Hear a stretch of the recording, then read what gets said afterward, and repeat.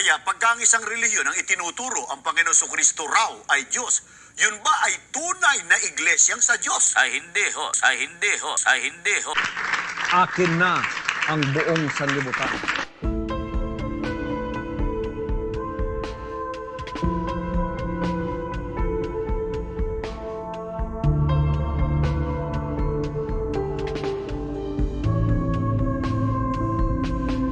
Inutil! Tarantado!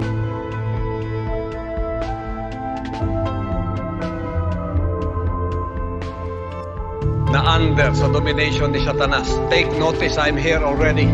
Ako po si Gabon. At ito ang Factbusters! Kaya bago muna natin simulan ang ating episode ngayon, iniimbitahan kita na isubscribe itong ating bagong YouTube channel, Factbusters PH, dahil yung lumang channel natin ay nahack po mga kapatid. Kawawa naman tayo, no? Pero pati rin sana ang isa pa nating YouTube channel, Takasuri PH, paki-subscribe din yan mga kababayan. Ako naman, sige.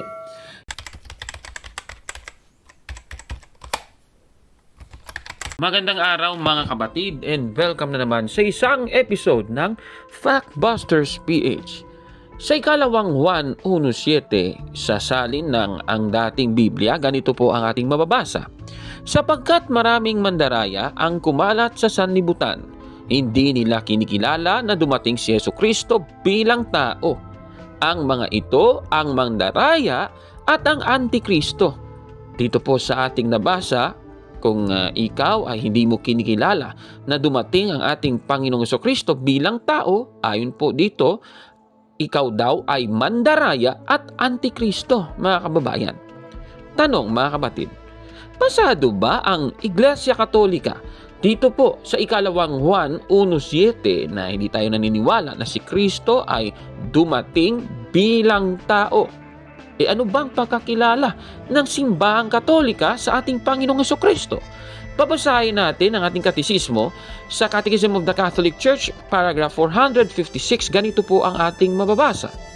Nang dahil sa ating mga tao at sa ating kaligtasan, si Kristo ay nanaog buhat sa langit at sa grasya ng Espiritu Santo ay nagkatawang tao kay Santa Mariang Birhen at naging tao. Klarong-klaro po ng ating nabasa.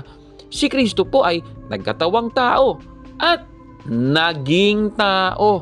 O ibig sabihin, mga kababayan, base po sa ating aral, si Kristo pala ay nagkatawang tao at naging tao, mga kababayan. Katunayan, sa salin ng Tagalog Contemporary Bible ng ikalawang Juan 1:7, si Kristo daw ay naging tao. Yun nga yung nakasulat sa katisismo, mga kababayan.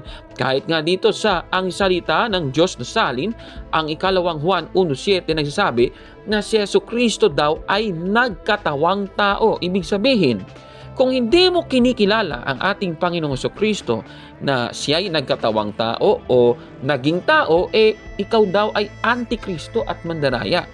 Ibig sabihin ito, hindi po matatamaan ang Iglesia Katolika sa ikalawang Juan 1:7, mga kababayan.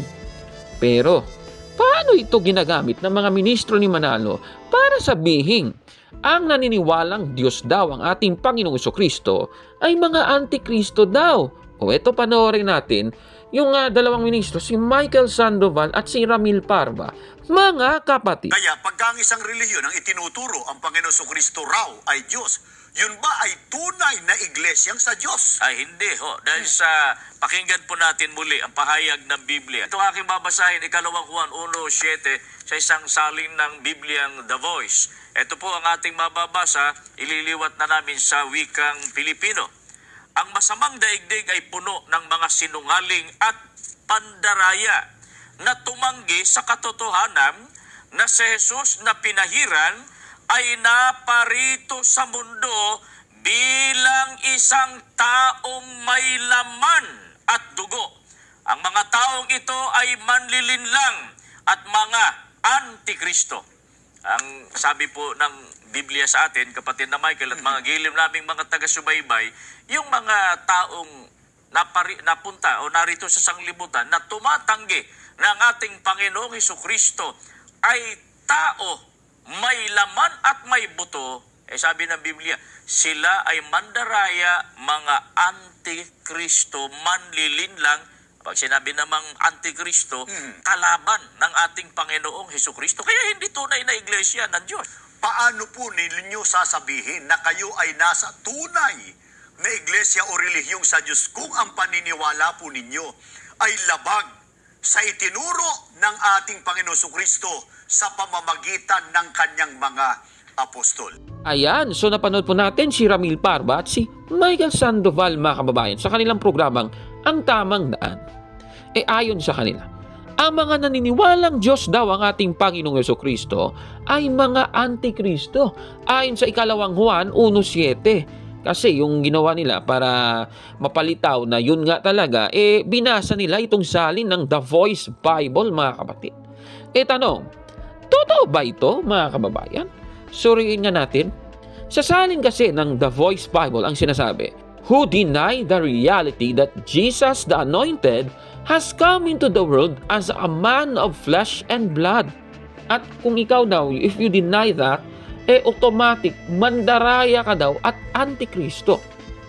Tanong, base ba sa saling ito at sa argumentong kanilang sinasabi, pasok ba ang Iglesia Katolika sa talatang ito? Susuriin natin yan at balikan. Sa ating katisismo nakalagay naman, si Kristo nagkatawang tao at naging tao. Ibig sabihin, mga kababayan, suwak po, mga kababayan, naging tao. He come into the world as a man of flesh and blood. Kaya, hindi po pasok ang Iglesia Katolika sa ikalawang Juan 1:7, mga kababayan. Ano ba ang dapat kasi na pagkaunawa dito po sa ikalawang Juan 1:7, ayon po sa nagsalin ng The Voice Bible? Tingnan nga natin. Babasahin po natin yung The Voice Bible. Siyempre, itong ating babasahin yung saling ito ng Biblia, 2011 edition. Ito, babasahin natin yung preface ng ikalawang Juan sa page 400. Ganito po ang ating mababasa. Binalaan niya ang panganib ng mga huwad na guro, gaya ng ginawa niya sa kanyang unang sulat. Ang mga huwad na guro na tumatangging si Jesus ay parehong ganap na Diyos at ganap na tao ay hindi dapat pinahihintulutan. Klarong-klaro ng ating nabasa, mga kababayan. Ibig sabihin, mga kapatid, si Kristo, ayon po sa nagsali ng The Voice Bible, ay parehong ganap na Diyos at ganap na tao, mga kababayan.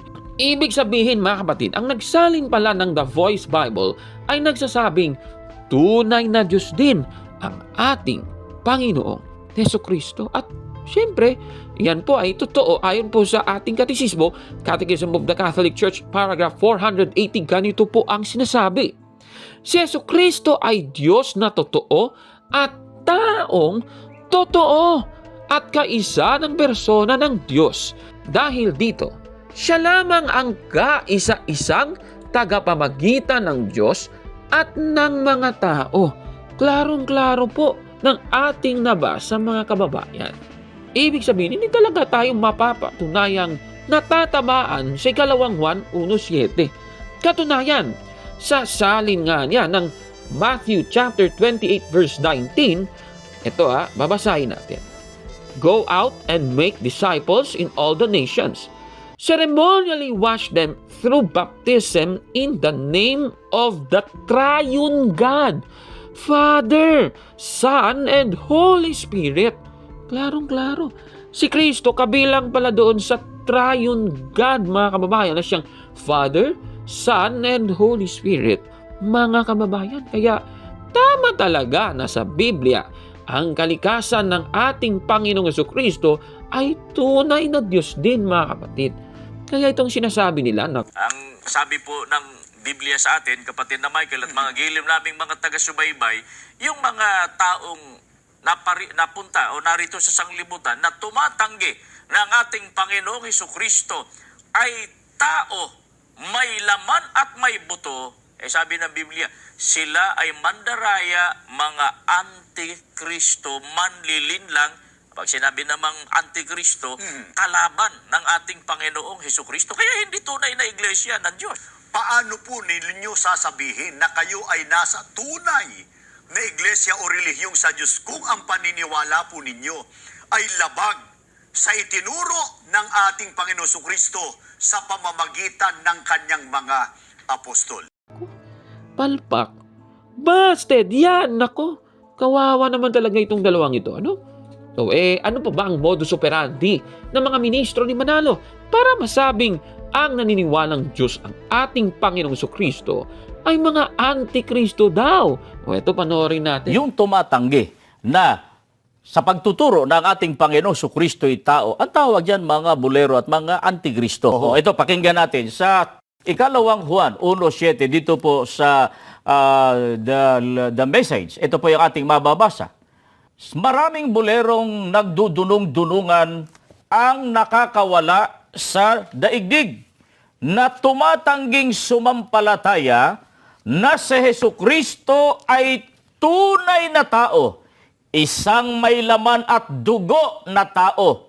Ibigay mo sa kanila ang tunay nilang titulo, manloloko, Antikristo. Dito sa binasa natin, kapatid na Michael, pagka may nagsasabing ang ating Panginoong Jesucristo ay tumatanggi na si Kristo ay tao, taong may laman at may buto. Ang tawag dyan ng Biblia, ang titulo para sa kanila, manloloko at Antikristo. Pagka sinabing Antikristo, ano sa Tagalog yun? Siyempre, kalaban. Kalaban ng ating Panginoong Jesucristo. Pag sinasabing manloloko, alam na natin si Kristo ay tao, taong may laman at may buto. Ang tawag dyan ng Biblia, ang titulo para sa kanila, manloloko at Antikristo. Pagka sinabing Antikristo, ano sa Tagalog yun? Siyempre, kalaban. Kalaban ng ating Panginoong Jesucristo. Pag sinasabing manloloko, alam na natin Aba! Grabe naman yan, ha?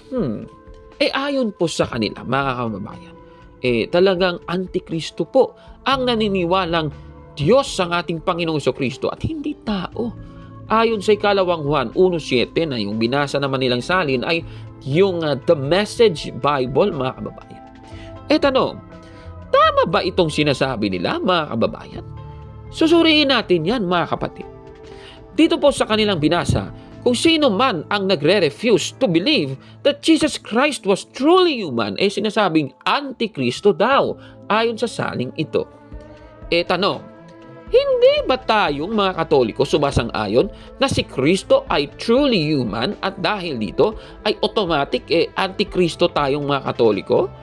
Tingnan nga natin at balikan ang Catechism of the Catholic Church, paragraph 480.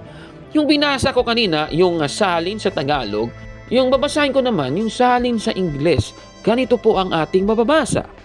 Jesus Christ is true God and true man in the unity of His divine person. For this reason, He is the one and only mediator between God and men. Klarong-klaro po ng ating nabasa. Si Kristo, He is truly human. He is a true man. Ayon po sa ating katisismo, mga kababayan. Ibig sabihin, sumasang-ayon pala ang mga Katoliko na si Kristo ay truly human. Pero tanong, dahil ba sa binasang ikalawang Juan 1:7, automatic bang hindi na true God ang ating Panginoong Jesucristo? Susuriin natin yan. Pamasahin natin ang salin ng The Message Bible dito po sa unang Juan 5:20. Ganito po ang ating mababasa. And we know that the Son of God came so we could realize and understand the truth of God. What a gift! And we are living in the truth itself, in God's Son, Jesus Christ. This Jesus is both true God and real life. Klarong-klaro pala, mga kababayan, ang ating Panginoong Jesucristo ay tunay na Diyos, true God, ayon po dito, mga kababayan. Itong sinasabi nila na automatic antikristo daw, nako. dito sa binasa natin, kapatid na Michael, pagka may nagsasabing ang ating Panginoong Jesucristo ay tumatanggi na si Kristo ay tao, taong may laman at may buto. Ang tawag dyan ng Biblia, ang titulo para sa kanila, manloloko at Antikristo. Pagka sinabing Antikristo, ano sa Tagalog yun? Siyempre, kalaban. Kalaban ng ating Panginoong Kristo. Pag sinasabi manluloko, alam na natin si Kristo'y tao. Taong may laman at may buto. Ang tawag dyan ng Biblia, ang titulo para sa kanila, manluloko at Antikristo. Pagka sinabing Antikristo, ano sa Tagalog yun? Siyempre, kalaban. Kalaban ng ating Panginoong Kristo. Pag sinasabi manluloko, alam na natin Kalokohan yan, mga kaibigan. Kaya, busted yan, mga kapatid. Nako, kawawa talaga. Dahil dito, sa ating mga na-expose, mga kababayan, sino ba talaga ang Antikristo? Ayon po sa Biblia. Babasahin po natin ang isang talata sa Biblia sa unang Juan 4.3 ng Amplified Bible Expanded Edition. Ganito po ang ating mababasa. And every spirit that does not confess Jesus, acknowledging that He has come in the flesh, but would deny any of the Son's true nature, is not of God. This is the spirit of the Antichrist, which you have heard is coming, and is now already in the world. Klarong-klaro po ng ating nabasa kung sino daw ang nagde-deny ng kahit isa, any, yung ginamit na salita, any, ibig sabihin, hindi lang isang kalikasan yon. No, di ba? O, if you deny any of the Son's true nature, ano bang yung any na yon? Di tunay na Diyos at tunay na tao, mga kababayan. At saka, kung i-deny mo yan, ayon po dito, you have the spirit of the Antichrist, mga kababayan. Tanong, yung nagbabatikos sa Iglesia Katolika, sila ba ay may espiritu ng Antikristo ayon sa Biblia?